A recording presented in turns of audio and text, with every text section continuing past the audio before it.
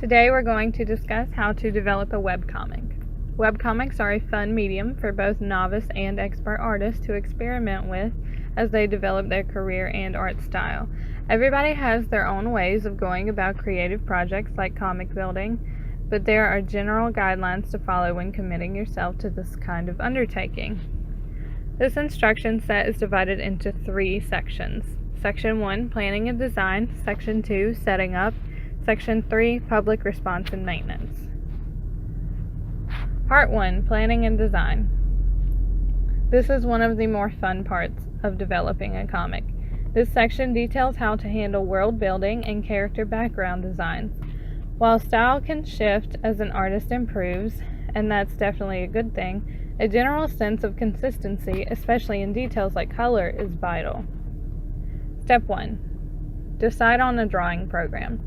This is where you'll draw everything. Drawing programs are comparable to diets. You have some people swearing by Fire Alpaca, but maybe Fire Alpaca doesn't work for you. Maybe you're a Photoshop kind of person. Yes, Photoshop can be used as a drawing application. Experiment. Keep in mind that while there are countless free applications, a lot of them cost money to be able to use. MetaBang is an example of a free program that supports the easy creation of comic strips. Step 2. Decide where your setting is.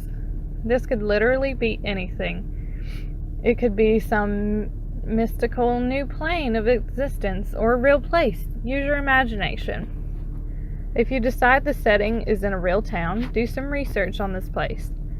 Get a feel for where your major landmarks and important areas are, and where your story fits into this place. Your setting affects your story. Think of 2 stories with the same plot, but one takes place in a mountain range and the other in the desert.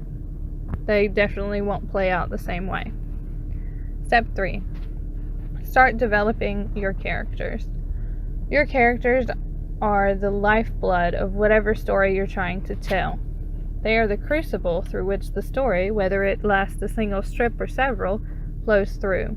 Do sketches on paper at first as you develop them, then start drawing them digitally. Your final project will never be the same as the very first sketch. Step 4. Character personality. Appearance isn't everything with your characters. You can have the most beautifully drawn, detailed character ever put on paper, but they can still fall flat. Jot down some personalities and how they're likely to interact with other characters in their environment. Build dynamic characters. Step 5. Backgrounds. In my personal experience, taking a good bit of time and effort to make them look good is vital for these long-term projects. They bring your world you've built to life. Consistency is important here. If you have a recurring setting, for example, someone's house, you don't want the furniture being in different places or outright missing every time you revisit the area unless you announce that there will be changes. For an example, I was thinking of remodeling my home, and that could be in your comic. Step 6. Make references.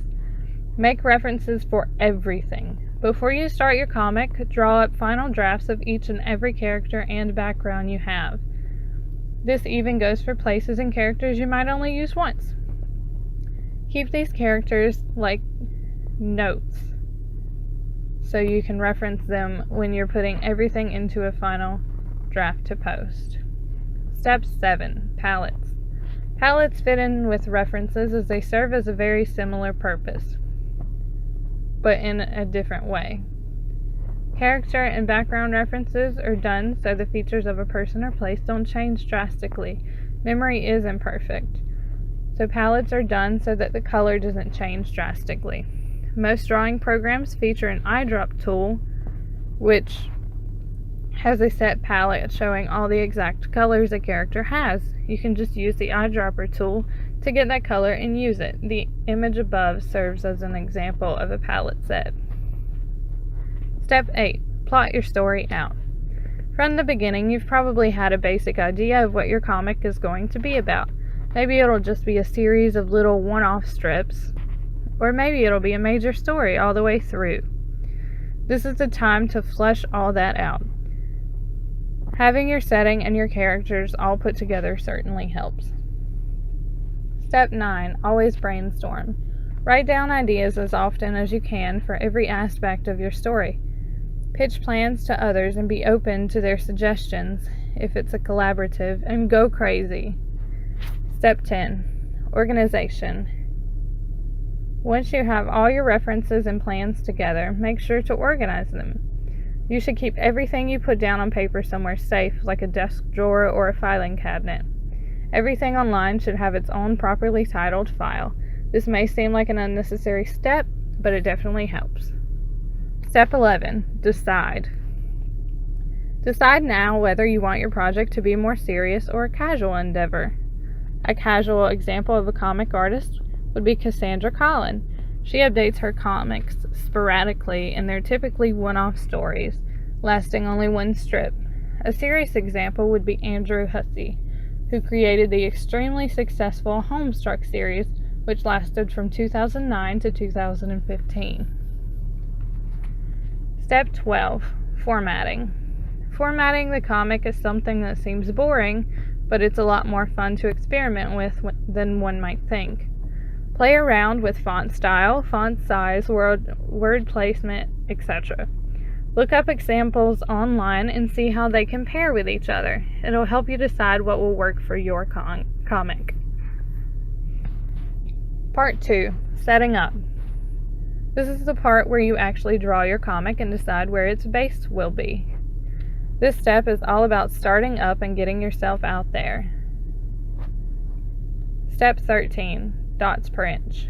If you even consider the thought that you might want to print books for your comic, keep the DPI in mind.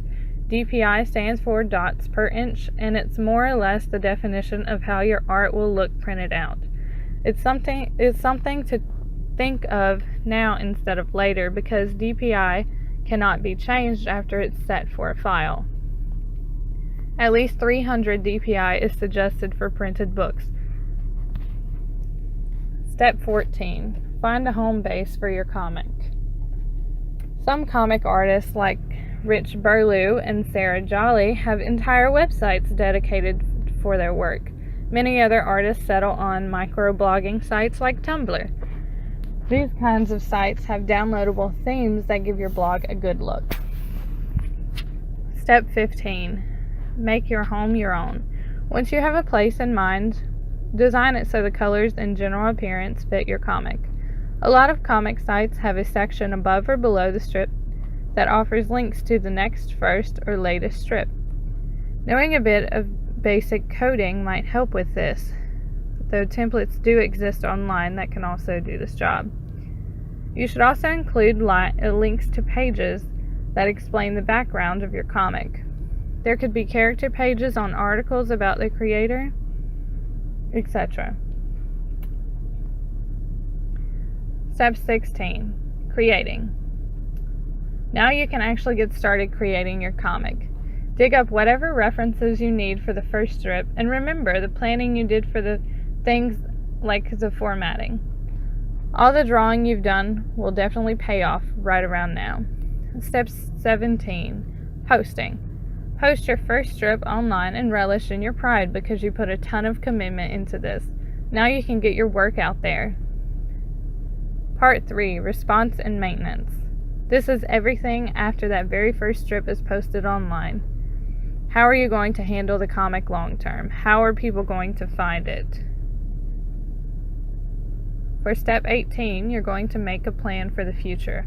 Remember the step that determined whether you were going to make this project a serious or casual one?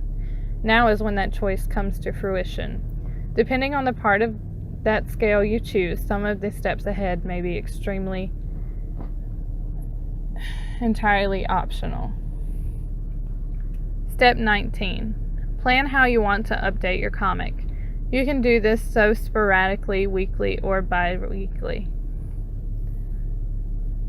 The only problem with posting sporadically is people may lose interest if the new comics take forever to be posted. Updating weekly is an easy way to keep interest and maybe even some hype.